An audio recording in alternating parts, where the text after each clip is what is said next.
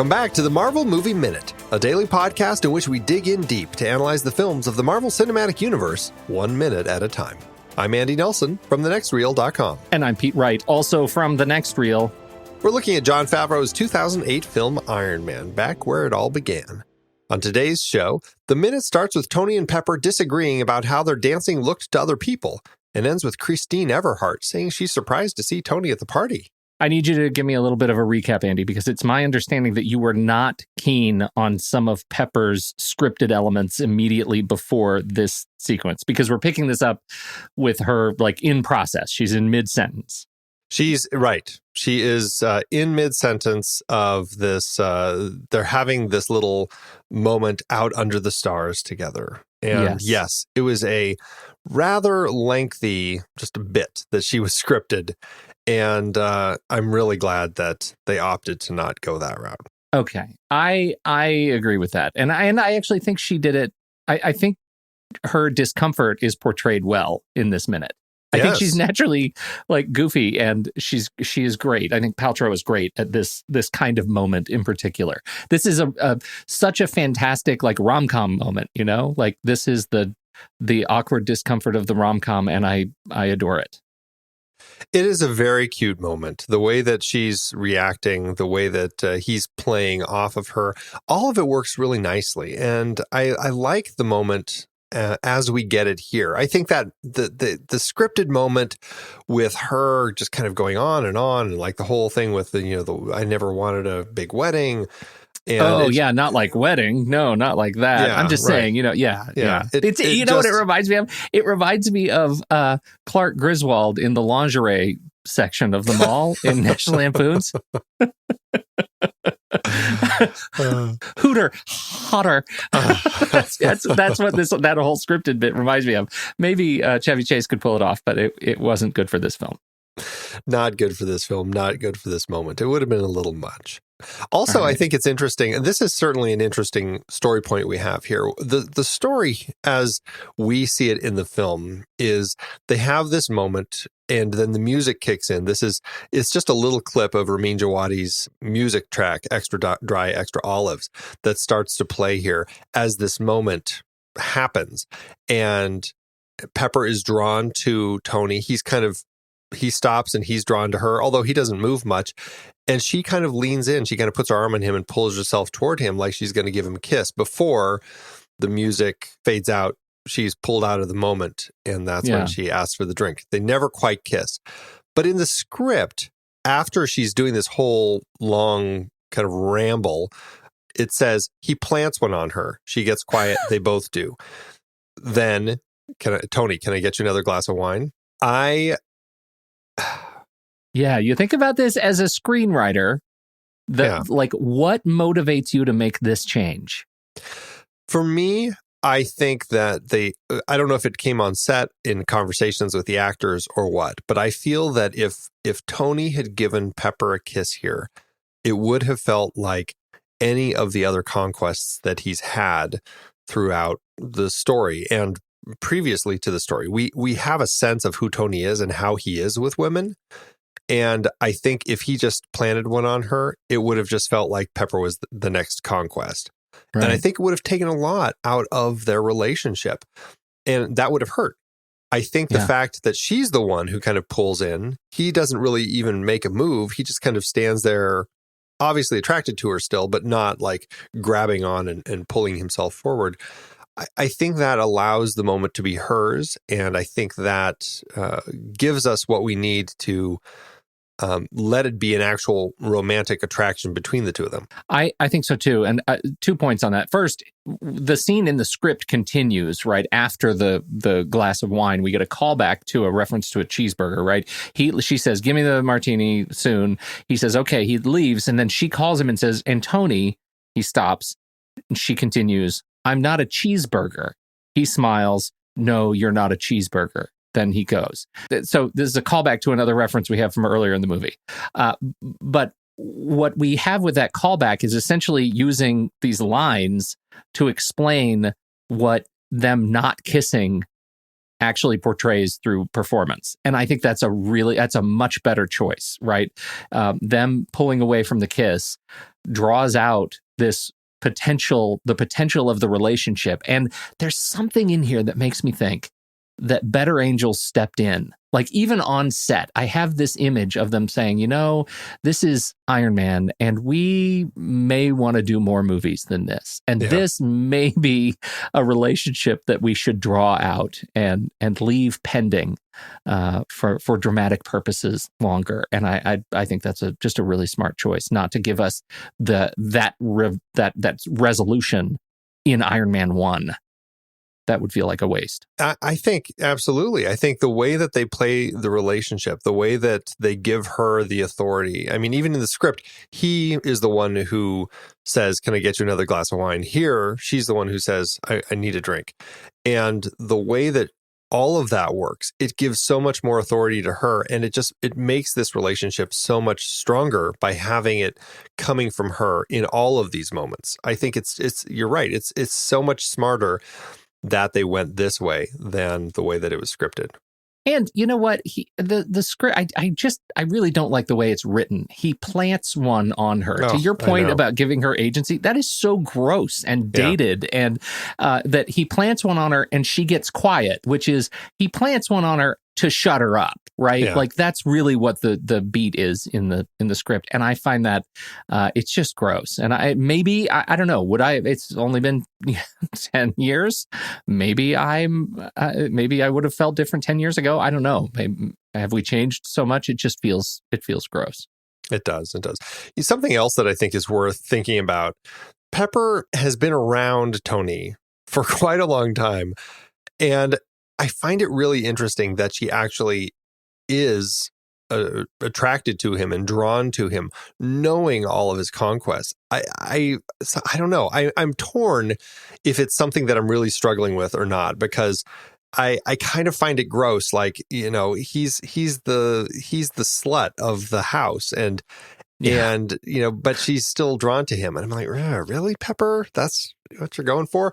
But I don't know. I struggle with that because I feel like to me, I guess it ends up working because of the change we've been seeing him go through. Mm-hmm. And I don't know if that's completely fair to just give it to him because of that, but I feel like I still do. Okay. Yeah. I mean, I can see that. Yeah. Even though he's just the biggest slut. I got hung up on you calling him the slut of the house, and I find that for some reason when you say it about Tony, it's a weird sort of compliment. Like, how is that's a charming way to refer to our really disgusting protagonist. This is Pepper. She runs the house, and here's Tony. He's the slut. He's the house slut. He's like a fixture. Okay. So that's what we get. We get this moment where she calls away, and that makes me wonder to you, Andy. Well, first, he walks away and leaves, and obviously doesn't have that scripted moment when he stops for her. And she just keeps talking about the olives, lots of olives, and as soon as possible, right? Which is a funny beat because, like, I have a hard time imagining that he is still even in proximity of hearing her. Right, he's just gone. He left, and she's still talking about her order, and he left. So, it is interesting that we don't get a cutaway of him standing there listening or anything. Yeah, or at least stopping at the door and listening to her. She's just still talking. The next cut is he's at the bar, and he's ordering what she wants with one too few olives. How do you prefer your martini? Are you a martini drinker? I am a gin martini man. Oh, not a vodka martini man. I love them. It's my drink of choice. If I'm is it really? If I'm drinking something that's not beer or wine, then it's either a gin and tonic or a martini. Okay. And how do you order your gin martini? I do like extra olives. Dirty martinis are great. Okay. All right. You like it briny. I do like it briny. Do you like it wet or dry? And I'm saying all these words as if I know what I'm talking about. I can't stand martinis. Wet, dry, dirty, clean. I can't stand them. That's just too much for me.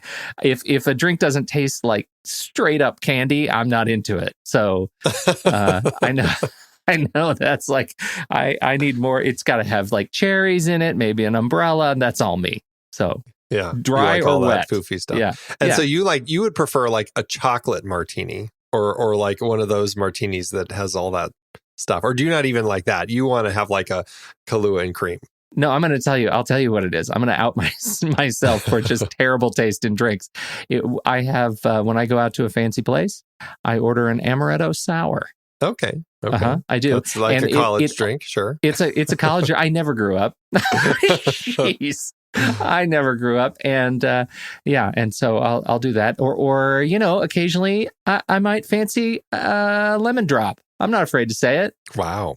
Yeah, I know. I don't like, there's some company that I won't drink that in. Sometimes you just need sometimes you just need to order an IPA. But I'm just telling you, like, I need the sweet drinks. Right. So, right. Are you wet, dry, perfect on your martini? I don't know. I don't think I care too much, but I think I'm trying to remember. I feel like I usually use a dry vermouth with mine, so I guess I would say I'm a dry vermouth. I mean, a dry martini. So it's dry martini, so less vermouth. No, it's a dry vermouth. I mean, because there's a sweet vermouth. Oh, there's two different vermouths, and I usually use the dry vermouth with mine. So I'm assuming that would make it a dry one. I don't know what a wet one would be, more of the sweet vermouth. Well, my understanding was that a perfect martini was equal amounts vermouth and gin. A dry martini was less vermouth, more gin, and a wet martini was more vermouth, less gin. And then dirty is just related to changing the color of the martini with an extra shot of like olive juice or some briny thing. Yeah, right. So I did not know that there were different vermouths. There are, yes. And apparently Tony doesn't care. No, but he does want it dirty. He wants it dirty. Yeah. He does want it dirty. Yeah. Or maybe he's ordering it dirty for her. No, because I don't think you're going to do a dirty martini with when it's extra dry. I wouldn't think so. But maybe because she does want extra olive. So out of school when we're talking this conversation. I will say I don't know what it is about the way that she throws her drink order out at him, but I think it's super cute. And I think it's just Gwyneth Paltrow. She's just adorable the way that she kind of does that. And she kind of like fixes her hair while she does it. I don't know. She's just adorable.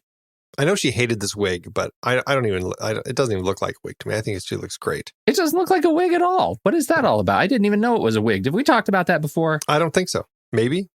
Well, I don't. I think it's great. There's been a lot of minutes we've talked about, Pete. Oh, dear, what are we doing? I didn't even know that was a wig. I guess I should assume all of them are wearing wigs when they have different hairstyles. I just assumed that she grew her hair out like this. I think it's adorable. This is a great look for her. I think she and Jon Favreau are both wearing wigs in this film. Well, I think it's great. It's a good look. And then we get to see the wonderful Leslie Bibb again, briefly. This is great. She comes back here, and there's something that's really just wonderful about the way that Tony, well, one, he drops a tip into the tip jar. I think keep an eye on that because we're going to bring that back up in a later minute. But I love the way he glances around the room. He sees her across the dance floor. He instantly turns. He makes a funny little noise. There's this funny little noise. He does a double take and he sees her coming, and just his look on his face, I think, is just classic. It's such a great look. It's exactly, the person that he didn't want to see here. And it works. It works so nicely. Well, and I love that little bit of a cliffhanger. We don't actually know why he doesn't want to see her. And he just knows that he doesn't want to see her. And in the next minute, we may find out that there are many reasons he doesn't want to see her. It's a very, very complex tapestry of reasons not to want to see this woman. Yes, yeah. So, well, I mean, we've seen their interaction earlier, and obviously he didn't see her to the door. So, yeah. That's right. That's right. That may be one reason. That may be. Yes, indeed. He's the player. That may be one. The other, maybe she's a reporter and he doesn't want to deal with reporters. There's lots of stuff. Yeah. It's good. Good times. Good times with Christine Everhart. Yes, and we don't get much of her. But that is the end of the minute, right as she gets up here, and she's perfectly charming at the end of this minute. She is happy and she has a smile on her face. Yeah, and I love how she just kind of she walks over. It's not quite like beelines to him. It's kind of a focused saunter, I guess I would say, that she has as she kind of walks over to him. And I love how she kind of just taps the top of that bar as she pops around the corner.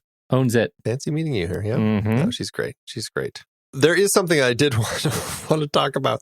We have a really fantastic pair of extras next to Tony, who come up as he comes up to the bar, and we've got this redhead who comes over to put in a drink order with the man that she's with.